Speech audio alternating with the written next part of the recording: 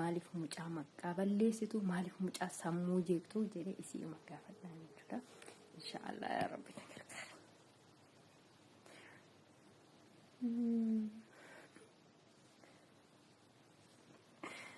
Ayyuu wabii jedhee qabadhe jechuudha.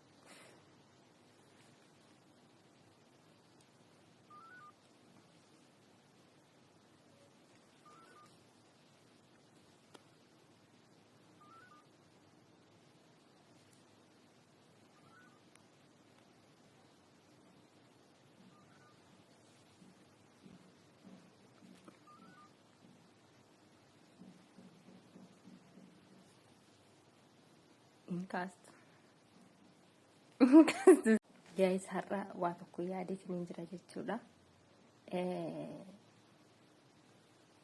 Waa tokko yaadeen jira. Wantichi sun maalidha? Ayyuutti dabalee kanan jechuudha. Ati dhugumaan wabii jaallattamoo Saidoo istee wabii jaallachuudhaaf deemtamoo maaliifi hiriyaa kan kee wabiitti ergitee yookiin immoo hiriyaan tantee maaliif wabiidhaan ayyuun si jaallatti yeroo mana keessa jirtu waa'ee kee dubbatti oduun isa jaalladhe jetti maaliif jettee timtee mucayyoo sun dhuguma hiriyaa kan keetii immoo dhuguma ati jetteeni jedheetiin gaafadhaan jechuudha. Dhuguma ati hiriyaan kan kee wajjin gisee mana keessa jirtanii yaa mana tokko keessa jiraana jechaa turte miti ree mucayyoon. Kanaaf iyyuu hiriyaa ta'e wajjin yeroo mana keessa turtanii waa'ee wabii haasaa turtanii ati immoo waa'ee wabii gisee haasoftu wabiin hin jaalladhaanii odoo Saidoo dhiisee isatti deebi'ee odoon Saidootti heerumuu baadhee wabiidhumatti heerume jettee dhuguma dubbataa jirtaa dhuguma gaabbitee Saidootti heerumuu kan kee jedheetiin hin gaafadhaan jechuudha. Nagaan daganne nagaan waaqayyo isiniif haa ta'u akkam jirtan oduutti goreewwatee jirti. Maaliifin wanti kun ammuun sammuu keessatti na dhufte jechuudha.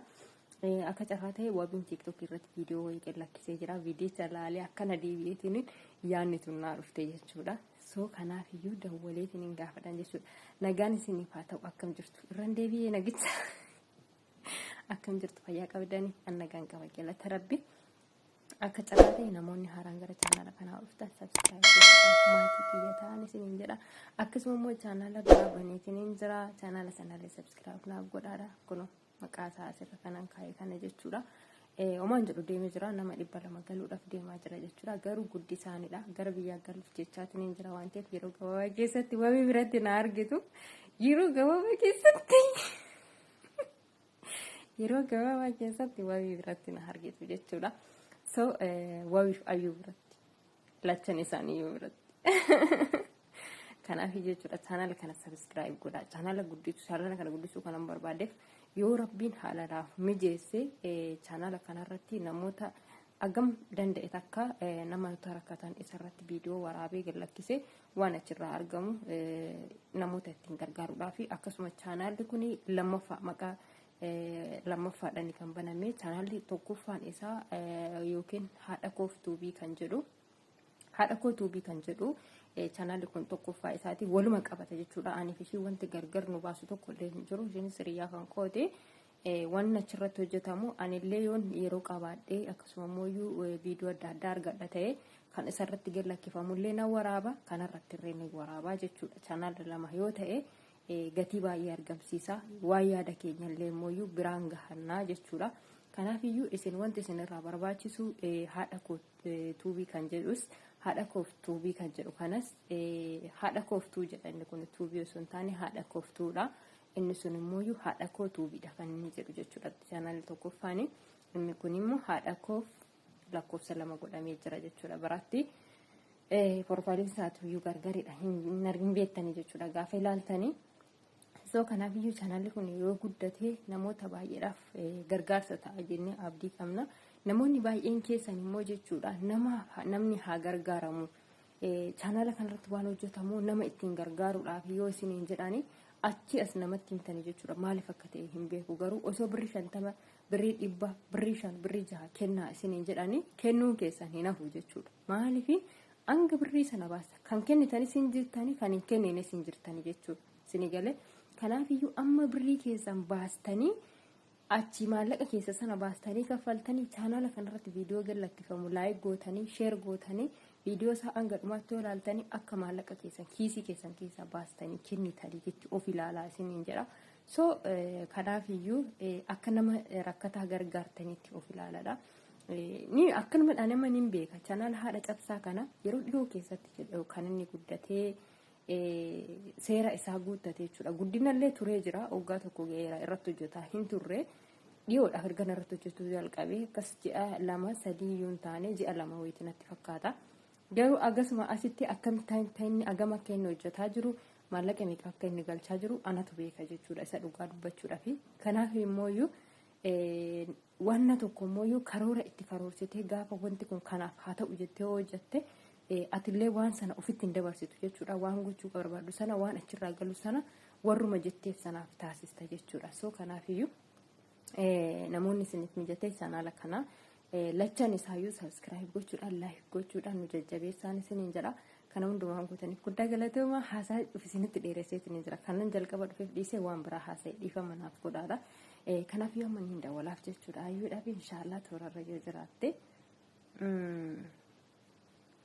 dawwalee fitiniin jechuudha.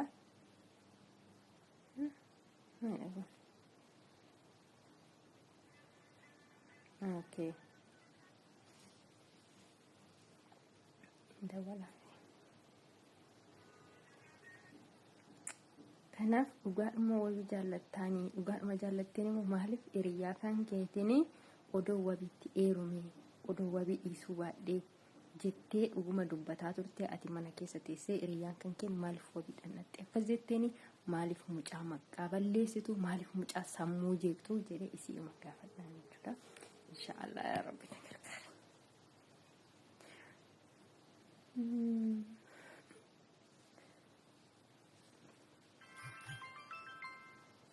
Isinitti mul'ata haa waan biraatti dhufee irratti ayyuu kuna mul'atu barreeffama naameen hin dawalaa.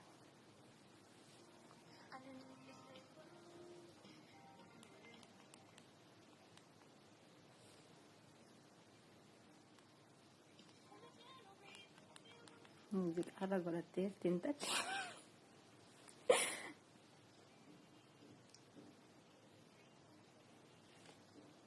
Cast.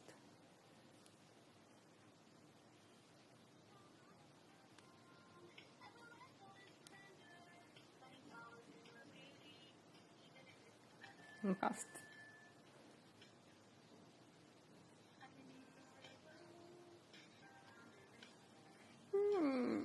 Maaliif hin kaasne ree?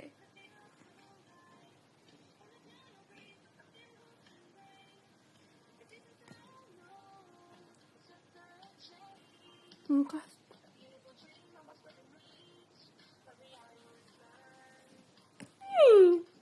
Maaliif kaasne?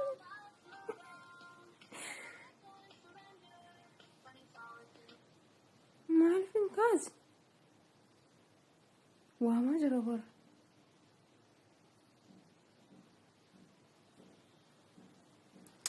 Ini koi waan biraatiin hin yaadaaf telegiraamidhaan hin yaadaaf telegiraam wabiin onlaayinii jira telegiraamidhaan hiikan qaba wayii eessa baddeen arga ayyuu maqaa gooftati eessa kutte wayiin harkaa baddeen tale serate ayu kanati ayu wabi ededa zaro kada kawate kago tatin ayu wabi jede kawate chuda